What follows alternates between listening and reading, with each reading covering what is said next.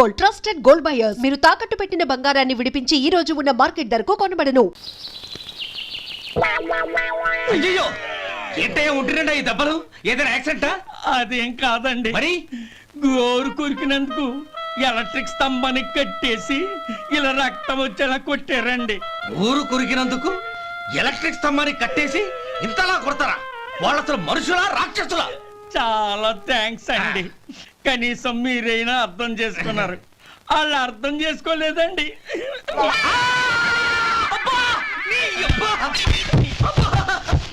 గోరు కొరకడం అంటే ఇదా? నిన్ను కొట్టడం కాదురా, నిలువురా నరికేయాలి. ఈ అబ్బా సెప్టిక్ అవుతుందో ఏమిటో.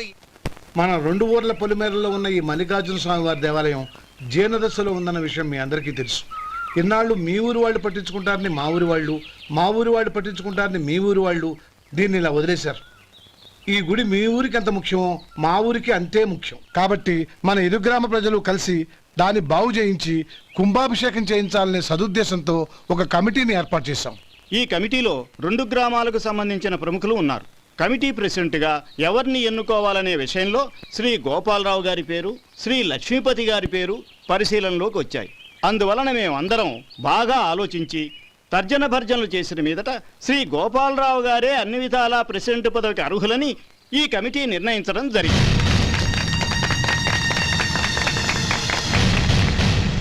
అంచేత ఈ ఉభయ గ్రామ ప్రజలు శ్రీ గోపాలరావు గారికి ఉదారంగా విరాళాలు అందజేసి ఈ శుభకార్యాన్ని జయప్రదం చేయవలసిందిగా కోరుతున్నాం. ఏంటి ఇంకా రాలేదా? ఏంటయ్యా టైం 10 అవుతోంది, బోర్డు మీద 10 గంటలను రాసింది. మీ డాక్టర్ ఇంకా రాలేదు. అసలు మీ డాక్టర్ కి టైం సెన్స్, పంక్చువాలిటీ ఏమైనా ఉన్నాయా? ఇంతకీ మీరెవరండి? నేను డాక్టర్ అమ్మని. ఓహో, మీరు డాక్టరేనా? డాక్టర్ అంటే డాక్టర్ని కాదయ్యా, డాక్టర్ని చేసుకోబోయేదానని అర్థం. ఓహో, అవును, నువ్వెవరు? నేను ఇక్కడ టోకన్ ఇస్తూ ఉంటానులేండి. తప్పుకో, తప్పుకోవయ్యా. అవును, మీ డాక్టర్ కి ఎవరో అన్నయ్య ఉన్నాడంట కదా, ఎలాంటోడు? ఎలాంటోడంటే అదేనయ్యా, చాలా కోపిస్తని విన్నాను. ఎందుకని అడుగుతున్నారు? ఎందుకంటావేంటయ్యా? ఆ అన్నయ్య మాట వినగానే మీ డాక్టర్ గడగడా వణికిపోతాడు. అసలు డాక్టర్ చదివే తమ్ముణ్ణి అలా భయపెట్టచ్చా? తప్పు కదా? తప్పేనండి. కాని కాని నాకు మీ డాక్టర్కి పెళ్ళవని ఆ అన్నయ్య సంగతి అప్పుడు చెప్తాను. ఏం చేస్తారండి? ఏం చేస్తానా, సంవత్సరం తిరగకుండానే కవల పిల్లల్ని కని వాళ్ళ అన్నయ్య చేతిలో పెడతాను. వాళ్ళకి 5 సంవత్సరాలు వచ్చేసరికి ఆయన్ని బాగా మొట్టికెళ్ళేస్తారు. అలా నా కసి తీర్చుకుంటాను. ఈ డాక్టర్ ఎప్పుడు వస్తాడో ఏంటో. అది సర్లే కాని నువ్వు పని చేయి. మీ డాక్టర్ రాగానే నేను వచ్చి వెళ్ళానని చెప్పు. నేను అంటే ఓ, నా పేరు చెప్పలేదు కదా, నందిని. ఏం చెప్తావు? అదేనండి, నందిని గారు వచ్చి వెళ్ళారు అని చెప్తాను. గుడ్, పైకి వస్తావు.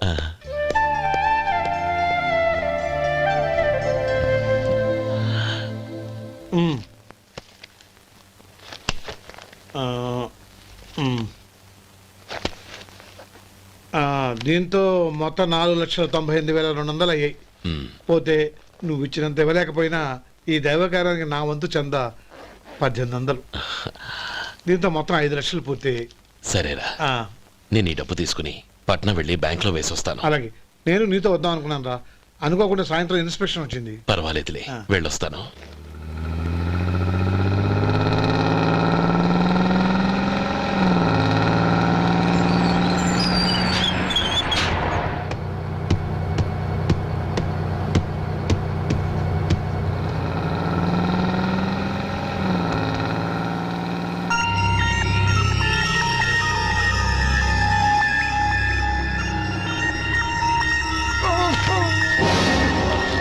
అయ్యో మూర్ఛ మూర్ఛ, బసాపండి బసాపండి. ఇదిగోండి తాళం చేతులు పూర్తి. ఈ తాళాలు చేతిలో పెట్టండి. వీటి వల్ల ప్రయోజనం లేదు. 4 ఖర్చుకోకుండా పళ్ళ మధ్య పెట్టడానికి గట్టిగా ఏదైనా ఉంటే ఇవ్వండి. ఇదిగో ఇది చూడండి.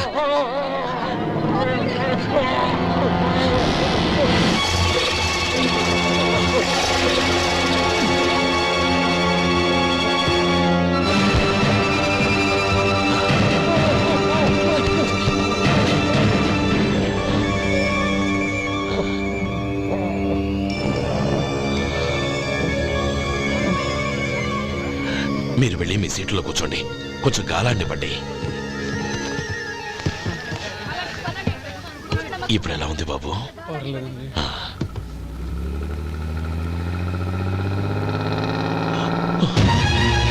అయ్యో, నా బ్యాగ్ ఎవరైనా చూసారా? అందులో 5 లక్షలు ఉన్నాయి. నా బ్యాగ్ వెంటనే బస్ ఆపండి. ఎవరిని కింద దిగవద్దు. అందరినీ చెక్ చేయండి. నా అంచనా తప్పు కాలేదు. వాడి మంచితనమే వాడిని దెబ్బకొట్టింది. మన వాళ్ళని పంపించి గుడి తాలూకు డబ్బు కొట్టేశాడని పోలీస్ కంప్లైంట్ ఇవ్వండి. ఇప్పుడు ఆ స్టేషన్లో ఎస్ఐ వాడి తమ్ముడే. వాడే వెళ్ళి వాడి అన్నయ్యని అరెస్ట్ చేసి వీధుల్లో నడిపించుకు తీసుకురావాలి. అది నేను కళ్ళారా చూడాలి, మనసారా సంతోషించాలి. అయ్యో గోపాలం గారు, మీరు దేవస్థానం సొమ్ము దొంగిలించారని ఎవరో పోలీస్ కంప్లైంట్ ఇచ్చారంట. మిమ్మల్ని అరెస్ట్ చేయడానికి మీ తమ్ముడు గారు వస్తున్నారు.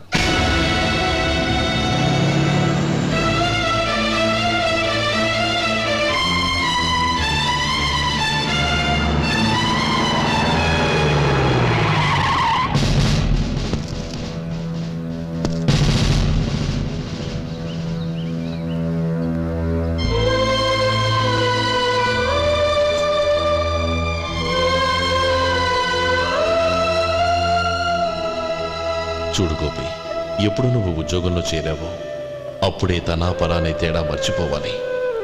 నేరం చేసిన వాడు నీ తమ్ముడైనా అన్నైనా సరే శిక్షించాల్సిన బాధ్యత నీది. అదే నువ్వు నీ ఉద్యోగానికి ఇచ్చే గౌరవం.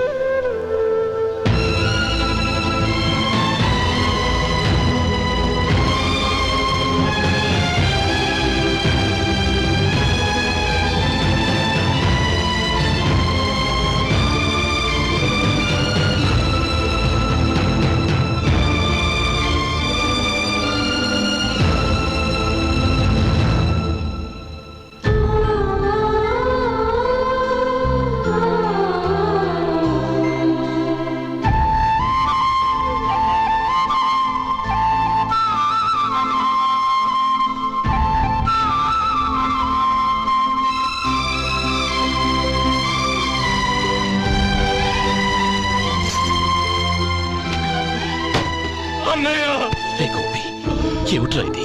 నన్ను క్షమించన్నయ్య. నేను కోరి ఉద్యోగుల చేరిన మాట నిజమే, కానీ ఇలాంటి పరిస్థితి ఎదురవుతుంది అనుకోలేదు. నా ఒంట్లో ప్రతి రక్త పట్టు నీ భిక్షానన్నయ్య. నిన్ను అవమానపరిచి ఉద్యోగం నిలబెట్టుకునే బదులు నా ప్రాణాలను వదులుకుంటారు, కానీ ఈ పని మాత్రం చేయలేనన్నయ్య.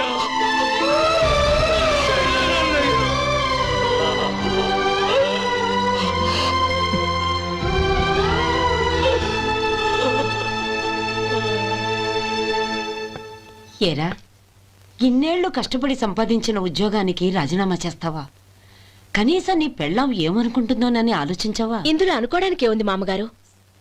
ఎండనక వాననక కష్టపడి ఓ తండ్రి కంటే ఎక్కువగా ఈయన్ని పెంచి పెద్ద చేశారు బావగారు. అలాంటి దేవుణ్ణి అరెస్ట్ చేసే ఆ ఉద్యోగం ఈయనకు అవసరం లేదు. బాగుంది. అన్నకు తగ్గ తమ్ముడు, తమ్ముడికి తగ్గ పెళ్ళాం. సరే, మీ ఇష్టం. నానమ్మ, అన్నయ్యడి. నమస్కారం అండి. ఓ, నువ్వా? రా కూర్చో. పర్వాలేదండి. ఏంటి ఇలా వచ్చావు? ఆ రోజు నా కంపెనీని మూసేయమన్నారు.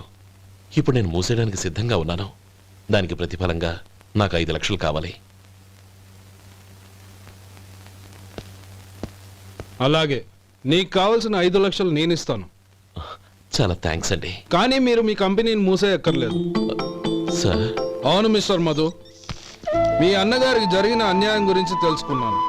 మీ కుటుంబం గురించి కూడా విన్నాను. సహజంగా అందరూ ఐకమత్యానికి ఉదాహరణ రామలక్ష్మణులు అంటారు. కానీ ఆ రామలక్ష్మణులు ఎలా ఉంటారనేది పుస్తకాల్లో చదవడం తప్ప ఎవ్వరూ చూడలేదు. మీ అన్నదమ్ములను చూస్తే ఆ రామలక్ష్మణులు ఇలాగే ఉండేవారేమో అనిపిస్తుంది. అలాంటి కుటుంబానికి ఇలాంటి ఇబ్బంది రావడం నిజంగా దురదృష్టం.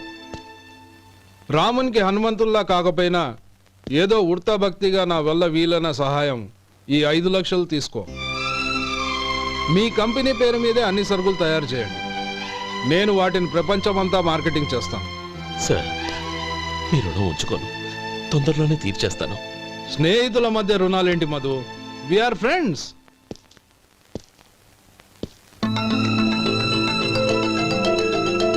ఏంటే అక్కడ ఆగిపోయావు? రా. నువ్వు మీ అన్నయ్యని అరెస్ట్ చేయడానికి అటు వెళ్ళావు, ఆయన లొంగిపోవడానికి ఇటు వచ్చారు. అవును, యూనిఫామ్ చేత్తో పట్టుకొచ్చావేంటి? సార్ నేను రే, ఈ మాత్రం దానికే బెదిరిపోయి ఉద్యోగం వదులుకుంటావా? నువ్వు ఇలాంటివి ఎన్నో సమర్థవంతంగా ఎదుర్కోవాలి. నిన్ను నేను ఎస్పీగా చూడాలి. అది కాదన్నయ్య. ఇంకేం మాట్లాడకు. ఇన్స్పెక్టర్ గారు, నన్ను లాకప్లో పెట్టండి.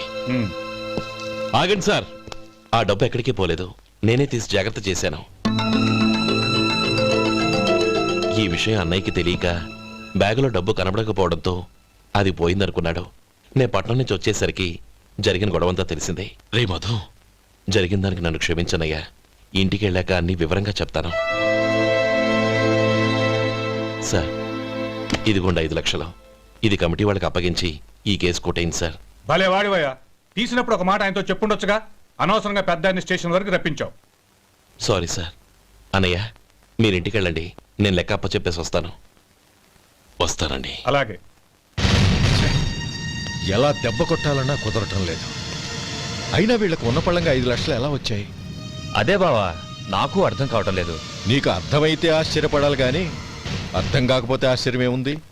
Useless fellow.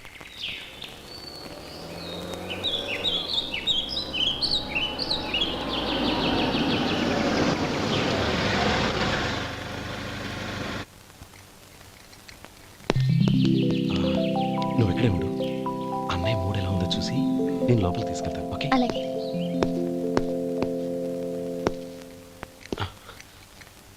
అన్నయ్య, ఏంట్రా?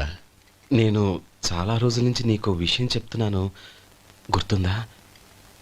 ఏ విషయం? అదే అన్నయ్య, నేను ఓ అమ్మాయిని ఓ అమ్మాయిని లవ్. ఓహో, లవ్ చేస్తున్నావా? ఆ విషయం నువ్వు నాకెప్పుడు చెప్పావురా? ఊళ్ళో అందరూ అనుకుంటుంటే నేను విన్నాను. సారీ అన్నయ్య, నీకు చాన్నాళ్ళుగా చెప్పాలనుకుంటున్నాను కదా, అందువల్ల చెప్పేశానేమో అనుకున్నాను. ఓహో, ఆ అమ్మాయి వచ్చిందన్నయ్య, బయట నిలబడి ఉంది. బయట నిలబెట్టడం ఏమిట్రా? లోపలికి తీసుకురా. అలాగే అన్నయ్య. ఏయ్, అన్నయ్య మంచి మూడ్లో ఉన్నాడు, రా. కమ్.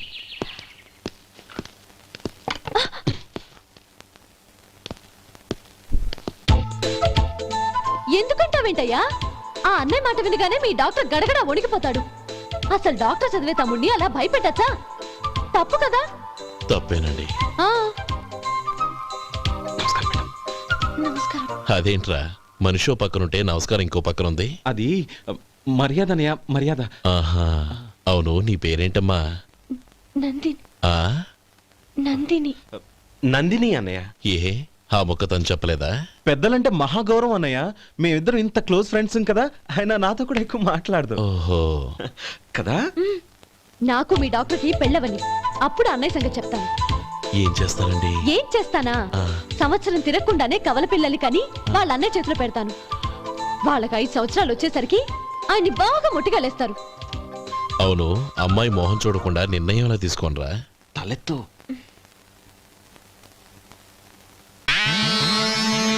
ఏం చెప్తా? అదేనండి, నందిని గారు వచ్చి వెళ్ళారని చెప్తాను. గుడ్, పైకొస్తావు. ఈయన మీ అన్నయ్య? అవును. నందిని, ఏమైంది? ఎందుకు ఏడుస్తున్నావు? ఈయన మీ అన్నయ్యని తెలియక తెలియక హాస్పిటల్ దగ్గర మర్యాద లేకుండా దురుసుగా మాట్లాడాను. ఆయన ఈ పెళ్లి ఒప్పుకోరు. ఊరుకో, అలాంటి చిన్న చిన్న విషయాల్ని మా అన్నయ్య పట్టించుకోడు. అయినా నేను కన్విన్స్ చేస్తాను కదా. ఆయనకంత అవమానం జరిగాక ఎందుకు కన్విన్స్ అవుతారు? చూడు, నువ్వు వేరే పెళ్లి చేసుకొని నీకు పుట్టబోయే బిడ్డకు నా పేరు పెట్టుకో. ఏంటా మాటలు? నేనే నుయ్యగుయ్య చూసుకుంటాను. అదిగో ఆ చూపు చూడు, ఆ చూపు ఒకలా ఉంది. ఖచ్చితంగా ఆయన పెళ్లి ఒప్పుకోరు. నందిని, నా మాట విను ప్లీజ్. నందిని, రే శేఖర్, ఆ అమ్మాయి చెప్పింది నిజమే. తనని ఎప్పుడైతే హాస్పిటల్ దగ్గర చూశానో అప్పుడే నేను నిర్ణయానికి వచ్చేసాను. విన్నావా? నేను చెప్పానుగా, ఆయన ఆల్రెడీ ఓ నిర్ణయానికి వచ్చేసారట. ఇక నేను వెళ్తాను. అలాగే వెళ్ళు. వెళ్ళి ఈసారి వచ్చేటప్పుడు మీ అమ్మా నాన్నల్ని తీసుకురా. ముహూర్తాలు ఎప్పుడు పెట్టుకోవాలో నిర్ణయించుకుంటాం. అర్థం కాలేదా? నువ్వే మా వాడికి సరైన జోడి. అదే నేను తీసుకున్న నిర్ణయం. థ్యాంక్ యూ బావగారు. నన్ను ఆశీర్వదించండి. లేమ్మా, శీఘ్రమేవ కళ్యాణ ప్రాప్తి రస్తు.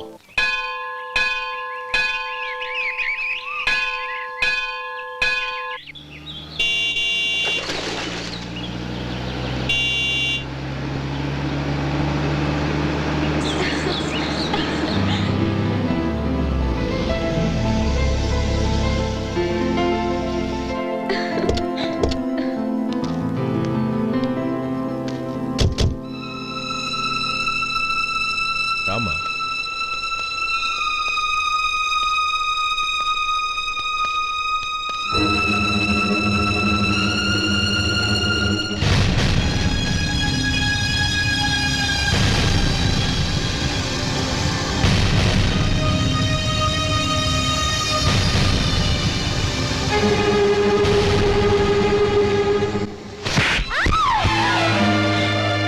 నా పరువు తీసావు కదే.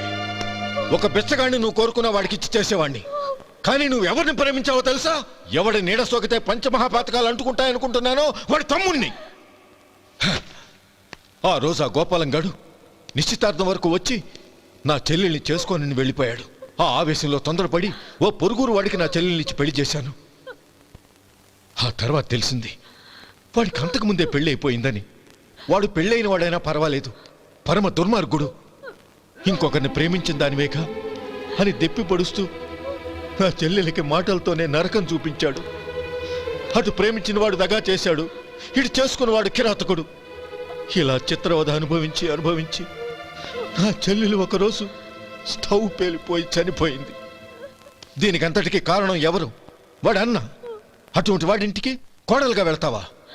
ఒక్క మాట చెప్తున్నాను విను. నువ్వు జీవితాంతం పెళ్లి చేసుకోకుండా ఇంట్లో పడినా పర్వాలేదు, కానీ వాడి తమ్ముడితో మాత్రం నీ పెళ్లి జరగదు. రేయ్, పురోహితుని రమ్మని చెప్పు. వచ్చే ముహూర్తంలోనే నీకు నందినికి పెళ్లి.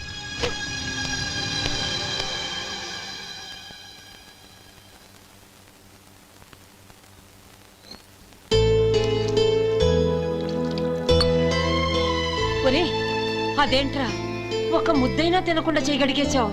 నాకు ఆకలి కాలేదు నానమ్మ.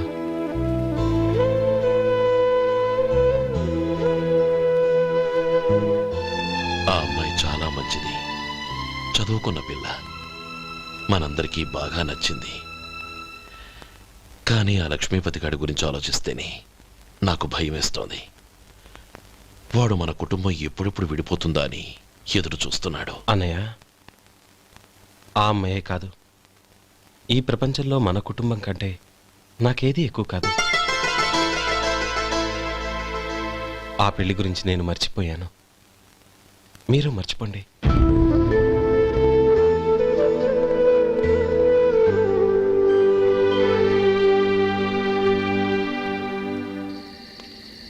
శేఖర్, నువ్వా? ఏంటి ఈ టైంలో వచ్చావు? నీతో ఓ విషయం మాట్లాడాలి. ఒకసారి బయటకు వస్తావా?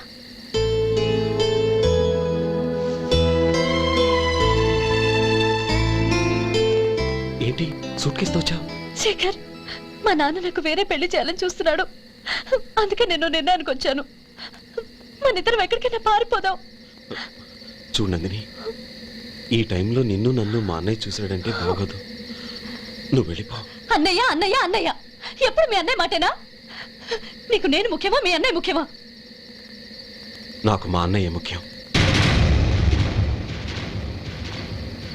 శేఖర్, నీ గుండెల మీద చేయి వేసుకొని చెప్పు, నన్ను మర్చిపోయిన సుఖంగా ఉండగలవా? అది నాకు తెలియదు, కానీ మా అన్నయ్యకు తలవంపులు తెచ్చి ఖచ్చితంగా నేను మనశ్శాంతితో ఉండలేను. నా పరిస్థితి అర్థం చేసుకో. దయచేసి మీ నాన్న చూసిన సంబంధం చేసుకుని సుఖంగా ఉంటుంది. చాలా టైం అయింది, ఇంకా బయలుదేరు. నన్ను క్షమించు.